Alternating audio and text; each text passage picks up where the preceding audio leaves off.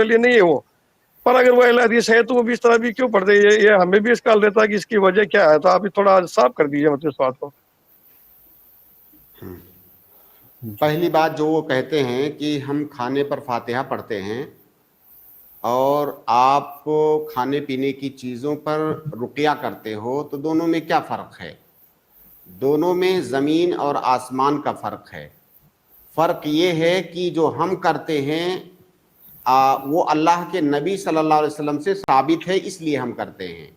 جو آپ کرتے ہو وہ اللہ کے نبی صلی اللہ علیہ وسلم نے نہیں کیا ہے، تو دونوں میں زمین آسمان کا فرق ہے۔ ہم اگر رقیہ کرتے ہیں تو اللہ کے نبی صلی اللہ علیہ وسلم نے رقیہ کیا ہے۔ ہم رقیہ کرنے کے لیے پڑھ کر کے دم کرتے ہیں کھانے پینے کی چیز پر یا کسی انسان پر۔ آپ جو ہے کھانے پر جو پڑھ کے دم کرتے ہو، کیا آپ رقیہ کرتے ہو؟ آپ تو رقیہ نہیں کرتے ہو۔ تو دونوں میں فرق ہے۔ فرق کیسے نہیں ہے؟ آپ رقیہ کرنے کے لیے آپ اگر سورہ فاتحہ رقیہ کرنے کے لیے پڑھ کے دم کرو، ہم کبھی نہیں کہیں گے کہ آپ غلط کر رہے ہو، لیکن آپ رقیہ کرنے کے لیے تو نہیں کرتے ہو۔ آپ کسی مخصوص دن کو، مخصوص ٹائم کو پڑھتے ہو۔ ہمیں جب ضرورت ہوتی ہے، کسی بھی دن کسی بھی ٹائم جب ضرورت ہوتی ہے، ہم رقیہ کر کے دم کرتے ہیں۔ آپ نے اس کے لیے ٹائم خاص کیوں کر رکھا ہے؟ آپ میلاد کرتے ہو، اس کے بعد فاتحہ کرتے ہو، تو اللہ کے نبی صلی اللہ علیہ وسلم نے وہ نہیں کیا ہے، اور ہم جو کرتے ہیں وہ اللہ کے نبی صلی اللہ علیہ وسلم نے کیا ہے۔ یہ دونوں میں فرق ہے۔ اور جو تراویح کے بارے میں وہ کہہ رہے ہیں، تو پہلا جواب تو آپ نے خود دے دیا کہ ضروری نہیں ہے کہ اگر کوئی کر رہا ہے خلاف سنت تو ہم اس کو دلیل مانیں، کوئی بھی ہو۔ یہاں تک کہ ہندوستان میں جو اہل حدیث ہیں، ہم اہل حدیثوں میں سے اگر کوئی آدمی کوئی کام خلاف سنت کر رہا ہے، کوئی غلط کام کر رہا ہے، تو اس سے وہ کام صحیح تھوڑی ہو جائے گا، یا یہ تھوڑی کہا جائے گا کہ وہ اہل حدیثوں کا منہج ہے۔ وہ آدمی جو کر رہا ہے وہ غلط کر رہا ہے۔ تو پہلا جواب تو یہ ہے کہ ہر وہ چیز جو سعودیہ میں کی جائے وہ ہمارے لیے دلیل نہیں، ہمارے لیے سعودیہ دلیل نہیں ہے، ہمارے لیے کتاب و سنت دلیل ہے۔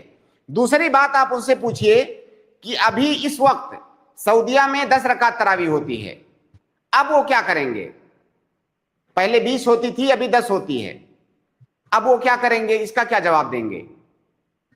اسی طرح ان سے یہ بھی پوچھئے کہ سعودیہ میں آمین اور رفع الیدین بھی کرتے ہیں۔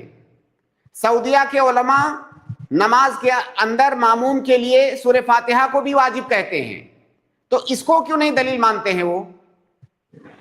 اگر انہیں سعودیہ کو ٹھیک ہے دلیل ماننا ہے تو مانے کہ پہلے 20 پڑھتے تھے، ابھی 10 پڑھ رہے ہیں، حرمین میں، مکہ میں بھی، مدینہ میں بھی۔ اسی طرح سے وہاں کے علماء کے جو فتاوی ہیں نماز کے مسائل سے متعلق، چاہے آمین کا مسئلہ ہو، رفع الیدین کا مسئلہ ہو، یا صف بندی کا مسئلہ ہو، یا نماز کے اندر سب سے اہم چیز سورہ فاتحہ پڑھنے کا مسئلہ ہو، ان سب چیزوں میں ان کے فتاوی کو قابل تقلید کیوں نہیں مانتے وہ لوگ؟ تراویح تو سال میں ایک بار آتی ہے، نمازیں تو 5 وقت ہوتی ہیں۔ نہیں شیخ، آپ نے یہ ماشاءاللہ جواب تو دے دیا، پر ایک نئی چیز ہمیں بھی پتہ چل رہی ہے کہ آپ کہہ رہے ہو وہاں 10 پڑھتے ہیں، تو یہ نہ 8 ہے، نہ 20 ہے، نہ 10 ہے شیخ، تو یہ کیا مطلب ہوا؟ اصل میں وہ 10 کیوں بتاتے ہیں، 10 کیوں پڑھتے ہیں؟ دیکھیے اصل میں وہ 8 رکعت تراویح ہے اور 3 رکعت وتر پڑھتے ہیں، تو چونکہ 10 یہ جوڑا ہوتا ہے، اس کے بعد 1 رکعت، وہ 11 رکعت ہے، وہ 11 رکعت ہے۔ اور ویسے بھی یہ بات سب سے پہلے یہی بات سمجھ لیجئے کہ وہاں پہ کیا ہوا عمل ہمارے لیے دلیل نہیں ہے۔ اگر ان کے پاس دلیل ہے تو ہم مانیں گے، اگر وہ خلاف سنت ہے تو ہمارے لیے دلیل نہیں ہے، ہمارے لیے کتاب و سنت دلیل ہے۔ اور میں آپ کو یہ بھی بات بتا دوں، اب یہ بات نکلی ہے تو جی، میں تو وہاں پہ رہا ہوں لمبی مدت تک، حرمین میں 20 رکعت تراویح ہوتی تھی، یہ لاک ڈاؤن کے بعد ابھی 10 چل رہی ہے۔ آپ 18 سال رہے وہاں پہ؟ ہاں، پتہ نہیں کہاں سے آپ کو پتہ چل گیا۔ تو وہاں پہ وہاں کی جو دیگر مساجد ہیں، جیسے مدینہ کے اندر صرف مسجد نبوی تو نہیں ہے، وہاں پہ دیگر مساجد بھی ہیں۔ آپ دیگر مساجد میں جائیں گے، بیشتر مساجد میں 8 رکعت تراویح ہوتی ہے۔ وہاں پہ بھی تو علماء ہی پڑھانے والے ہوتے ہیں، وہاں کے پڑھے لکھے لوگ ان کے پیچھے پڑھتے ہیں۔ وہاں پہ اگر وہاں کے علماء سے آپ یہ فتویٰ پوچھیں گے کہ بتائیے ہم 8 رکعت تراویح پڑھیں یا 20 رکعت تراویح پڑھیں، جتنے بڑے علماء ہیں، معتبر علماء، تمام علماء کہیں گے کہ 8 رکعت تراویح پڑھنا افضل ہے۔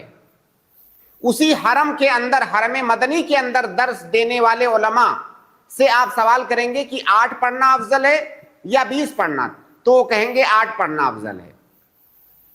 تو اس بات کو کیوں نہیں لیتے ہیں وہ؟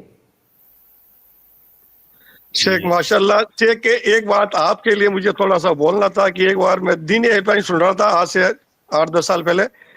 شیخ کفایت صاحب نے کہا کہ بھئی اب جو ہم کر رہے ہیں یہ تو سوال آتے ہیں تو آپ جاؤ نہیں, جیسے کہ ہم بہت جلد ایک پروگرام لا رہے ہیں جو لائیو آئے گا. تو میں تھوڑا سوچ میں پڑ گیا کہ یہ ان لوگوں کو تو سوموار سے لے کے رविوار تک موقع ملتا ہے کتاب پڑھنے کا, یہ لیتے ہیں سوال جواب دینی ہیلپ لائن میں. تو لائیو جو آئیں گے مطلب وہ ایسے کیسے مطلب سوال کا جواب دیں گے؟ ان کے پاس تو چاروں طرف سے تیر چلیں گے, ادھر سے کوئی بھی سوال داغ دے گا. لیکن ماشاء اللہ کے نیک بندے بہت ہیں, آپ جیسے بہت ہے, ہمیں بہت فائدہ ملا. اللہ شکر ہے, جزاک اللہ. آپ اور شیخ ارشد دونوں کے علم اور آپ اللہ تعالیٰ ترقی دے. جزاک اللہ خیر. فیضان شیخ.